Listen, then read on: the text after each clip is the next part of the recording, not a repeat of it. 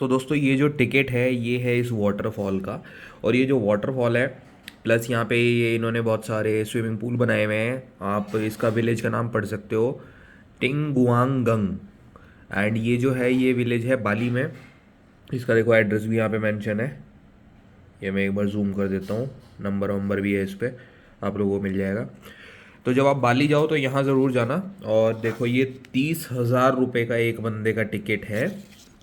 यहाँ पे आपको नेचुरल हॉट वाटर मिलता है और आप हॉट वाटर में डुबकी मार सकते हो। स्विमिंग पूल है, स्विमिंग भी कर सकते हो। मतलब शानदार जगह, देखो इस तरह का ये है, ठीक है। और बहुत ही सही जगह है, मतलब दिल खुश हो जाएगा आपका।